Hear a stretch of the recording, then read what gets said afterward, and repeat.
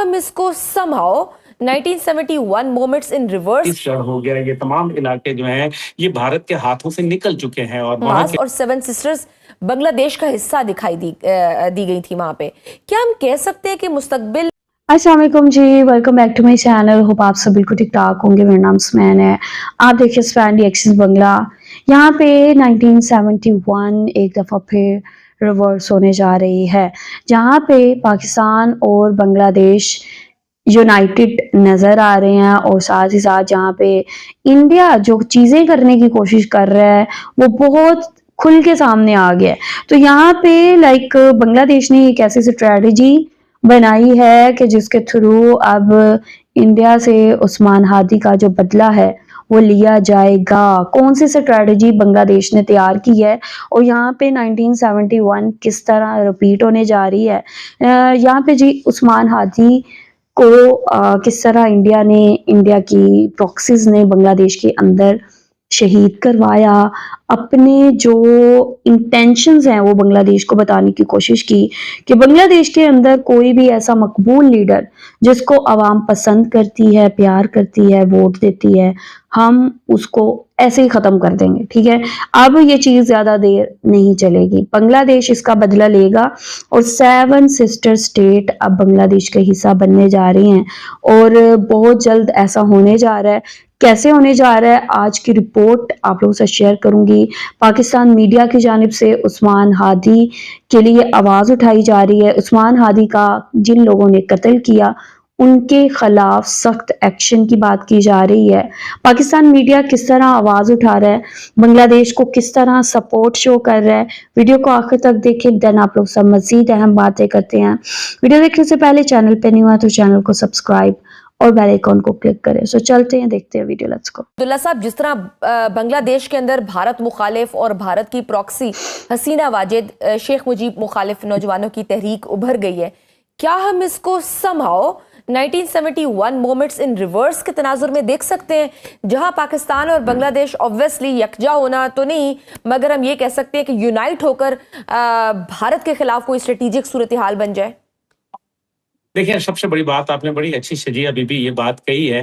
पाकिस्तान और बांग्लादेश तो हमेशा एक ही थे असल में, क्योंकि आप देख लें चाहे जो मर्जी है, शेख मुजीब को आप जैसा मर्जी कह लें, मैं भी समझता हूं कि उन्होंने गद्दारी की, लेकिन शेख मुजीब के लीडर कौन थे? कायदे आजम थे ना, और पाकिस्तानियों के लीडर तो कायदे आजम थे। तो कायदे आजम की कौम है, 2 मुल्कों में बसती है, एक का नाम बांग्लादेश है, एक का नाम पाकिस्तान है, और यही वजह है कि वहाँ कायदे आजम जिंदाबाद के नारे लगे। हसीना वाजिद के जाने के बाद वहाँ पाकिस्तान के परचम जो है उनको बेचा गया, वहाँ लोगों ने सबसे ज्यादा पाकिस्तान के परचम लहराए, और इसी तरीके से शेख हसीना के बाद आप देखें कि किस तरीके से 2 कौमी नजरिया जो है वो दोबारा उजागर होकर आया।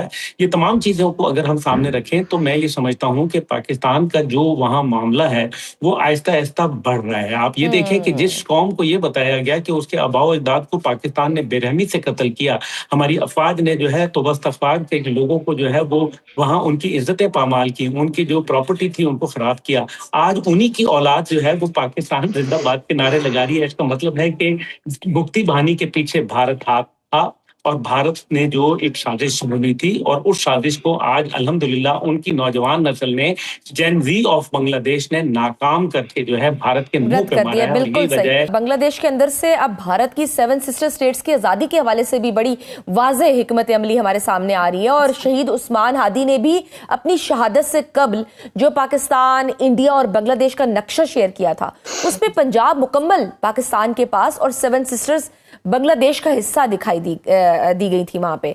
क्या हम कह सकते हैं कि मुस्तकबिल में ये बहुत अलार्मिंग होगा भारत की तकसीम के हवाले से? भारत की तकसीम तो अब कोई रोक नहीं सकता। नरेंद्र मोदी ने वो बीज बो दिया है जो तकसीम का है, और ये अब इरिवर्सिबल प्रोसेस है। It is just a matter of time. 7 states के मुतालिक तो आपको पता है कि पहले भी नक्सलाइट मूवमेंट जो है वो वहाँ उनके रही, फिर नागालैंड ने तो अपनी आज़ादी जो है वो डिक्लेयर की है, उनका कौमी परचम अलहदा है, उनका तराना अलहदा है, उन्होंने अपना दस्तूर और मंशूर जो है वो पेश किया हुआ है। इसी तरीके से मिजोरम हो गया, झारखंड हो गया, छत्तीसगढ़ हो गया, ये तमाम इलाके जो हैं ये भारत के हाथों से निकल चुके हैं और वहाँ के लोग जिनको नाव-बागी कहा जाता था, वो तो वहाँ हुकूमत के अंदर मौजूद हैं। उन्होंने तो जो है वो तमाम पांचा ही पलट के रख दिया।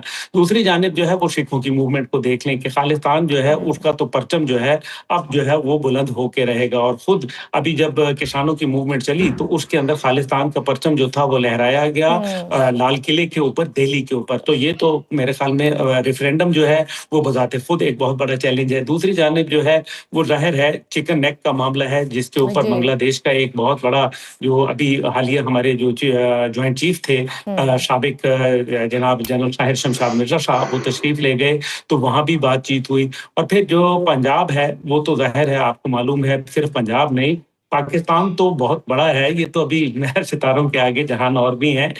भारत जो है वो कौवा जो है वो है हर्ष की चाल चला, वो अपनी भी भूल गया और इंशाल्लाह आप देखेंगे भारत को किसी दुश्मन की जरूरत नहीं है, उनके पास नरेंद्र मोदी जैसा तोहफा मौजूद है। बांग्लादेश में तो भारत जो भी कर रहा है अफगानिस्तान ओके जी, ये रिपोर्ट आप लोगों ने देखी है।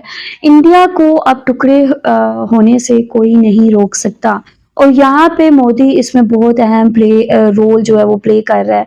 ये वजह है कि बांग्लादेश के साथ भी जो फॉरेन पॉलिसी इंडिया की जानिब से बनाई गई है उसमें कॉन्टिन्यूसली बांग्लादेश में इंडिया के लिए बैकलैश सामने आ रहा है। यही वजह है कि बांग्लादेशी ठीक है सड़कों पे निकल आए हैं और इंडिया के खिलाफ प्रोटेस्ट कर रहे हैं। वो तमाम एलिमेंट्स जो बांग्लादेश में इंडिया को सपोर्ट करते हैं उनके खिलाफ जो है वो एहतजाज किया जा रहा है। अब यहाँ पे कुछ मीडिया आउटलेट्स थे जो इंडिया को ठीक है प्रो इंडिया थे, तो उनके खिलाफ भी बांग्लादेश में एक्शन लिया गया है और यही वजह है कि बांग्लादेश के अंदर जो इंडियन एम्बेसी है उसका घेराव किया गया और इंडिया को ये पैगाम दिया गया कि उस्मान हादी को शहीद करने की जो गलती उसने की है इसका खमियाजा इंडिया को लाजमी भुगतना होगा। और यहाँ पे बांग्लादेश ने एक स्ट्रेटजी तैयार किया है। उस स्ट्रेटजी के तहत जो इंडिया की 7 सिस्टर स्टेट्स हैं वो बांग्लादेश का हिस्सा बनेगी और जो पाकिस्तान क्या पंजाब है वो पूरा का पूरा पाकिस्तान के नक्शे में शामिल होगा। तो यहाँ पे कहा जा रहा है कि एक तरह से 1971 जो है वो रिवर्स होने जा रही है, यहाँ पे पाकिस्तान और बांग्लादेश जो आपको यूनाइट नजर आएंगे और यहाँ पे इंडिया के टुकड़े होंगे। तो कहते हैं कि आप जो कुछ खुद करते हैं वो आपके आगे लाजमी आता है।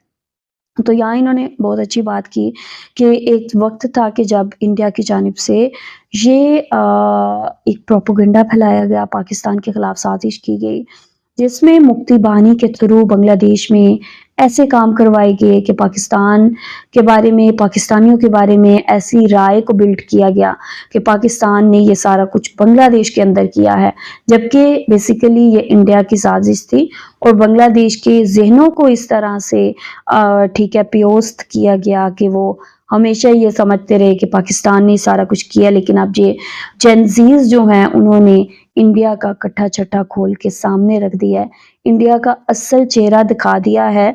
और जब तक बांग्लादेश के अंदर शेख हसीना थी, इंडिया जाहिरी तौर पे अपेरेंटली बांग्लादेश के साथ अपने रिलेशंस मजबूत करने की जो कोशिश को दिखा रहा था, अब वो कोशिश छोड़ के इंडिया अपनी असलियत पे उतर आया है और बांग्लादेश को कॉन्टिन्यूसली थ्रेट्स दे रहा है, बांग्लादेश को कॉन्टिन्यूसली नुकसान पहुंचा रहा है और ये दिखाने की कोशिश कर रहा है कि अगर इंडिया की बात ना मानी गई तो इसी तरह इंडिया बांग्लादेश के अंदर डिस्टेबलाइजेशन जो है उसको करता रहेगा और बांग्लादेश के अंदर कभी भी पीस की सिचुएशन कायम नहीं होने देगा।